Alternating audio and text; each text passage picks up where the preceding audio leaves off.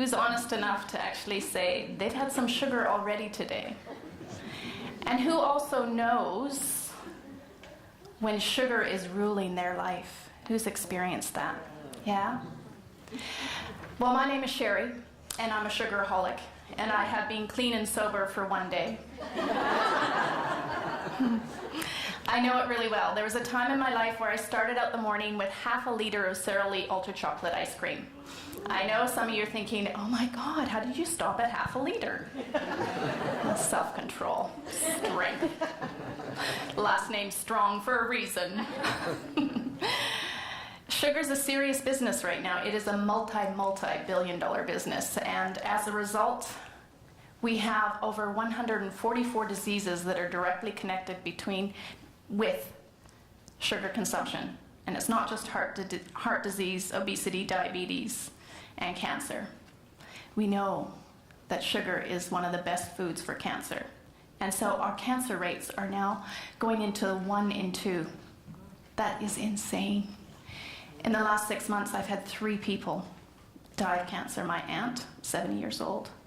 My maid of honor at my wedding, 52 years old. And my best friend in Australia, 55. And the interesting thing is every single one of them, even though they knew better in their head and in their heart and their gut, were consuming sugar in their last years of cancer. Crazy stuff. This stuff is super addictive. And if you look at how it's made in the same way we take opium sap and turn it into heroin. The same way we take coca leaves and turn it into cocaine. And in fact, it is so addictive, it lights up the brain's drug receptors 8 times as much as cocaine. So give yourself a little bit of a break if you find that sweet stuff so incredibly addictive. And I know exactly what this is like. At one time in my life, that time when I was starting off the morning with the ice cream, I was starting a business, I was in a marriage to a good man, but not the right man. In Australia, away from my family. He traveled 2 weeks of the month. He would come back home, we'd have a great Friday together, and he'd book fishing and golfing on the weekend. And I was lonely.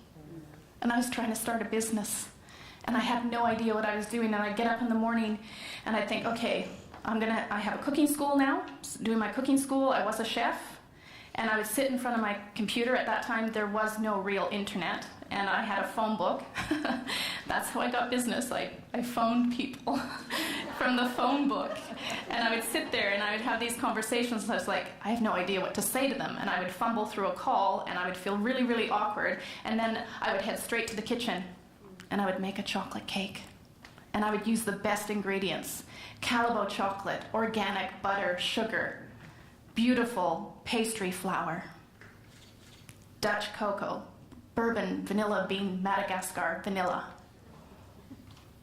And then I would go back to my desk and I would feel anxiety. And the cake would be done and I would go to the kitchen and I would ice that. But I'd take off the top layer, so it's flat, so you get a nice flat thing, and I'd eat the layer, that top layer. And I'd go back to my desk and I'd feel a little discomfort. And I'd find an excuse to go perhaps to my bedroom because I was feeling a little bit chilly in my office, grab a cardigan, and have a little slice of cake on my way back. And then I'd go back to my desk and I'd make a phone call or I'd speak to my husband or I couldn't reach him and I'd feel that disconnection. And I'd go back to the kitchen because it was morning tea time. So you have to have a piece of cake with your cup of tea. And then there was lunch. And then there was afternoon tea. And then it got to 4 o'clock and my husband was going to be home. And I realized there was 3/4 of a cake there. Now, I don't know about you, but there's kind of an embarrassment that comes up for you when you've got 3/4 of a cake sitting there. So I thought, well, I can't throw it out because I've got all these beautiful ingredients invested in it, and not to mention my labor involved. And I was thinking I could give it to my neighbor, I could freeze it, but if she came over and said thank you, my husband would go, what cake? And the paranoia was setting in. And I did what any sane sugar addict would do. I finished the cake. And I was left feeling disconnected, shameful, that I was avoiding what it was that I was meant to be doing.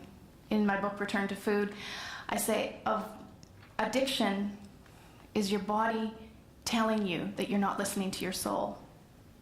We know that addiction's not just physiological. In fact, we're seeing now that it has more to do with disconnection and us not listening to our soul, and so we're seeking. And for some of you, it might be chocolate cake. And don't get me wrong, I believe chocolate is God's way of saying he loves us and wants us to be happy.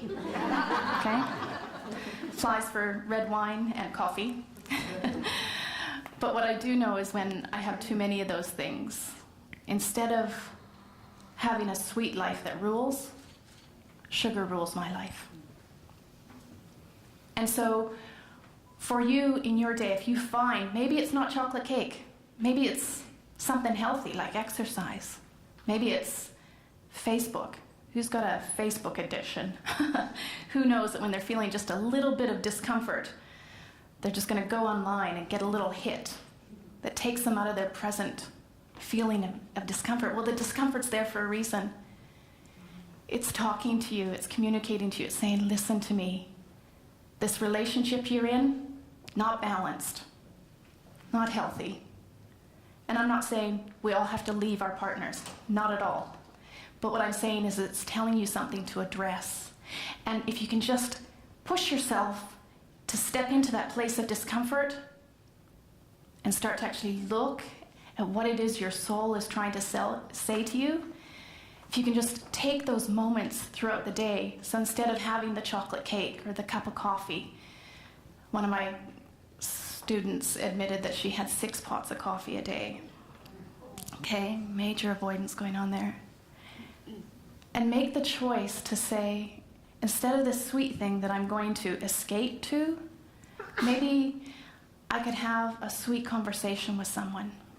And no matter how difficult your life is and how stressful things are, maybe I can just reach out and touch someone or ask for a hug. I had a really difficult thing happen to me last night. I'm still pretty emotional about it. But I had at least 5 hugs and just connections before I came up here, and it fuels me. I don't know about you, but we are a society that is hungry for connection and touch. And I don't believe that obesity is a disease of abundance. It is a disease of scarcity. Scarcity of quality human connection, scarcity of nourishing, energizing, and protective food, scarcity of having the courage to actually go in the direction that your soul is calling you to go in. You get one life. Life, even if you're doing it right, is short. But when you're doing it wrong, it's longer, and it ain't fun. So you've got an opportunity to choose the sweet life, but choose it from a place that nourishes, energizes, and protects your soul, your body, your mind. Connect with people, hug them, touch them, love them, tell them great things, and let them, when they tell you good things, drink it in. Okay? This is one of the things that will nourish you to the point where when you look at the sweet thing, the chocolate cake, the Facebook thing, you go, you know what? I'm good. And I'm done. Thank you.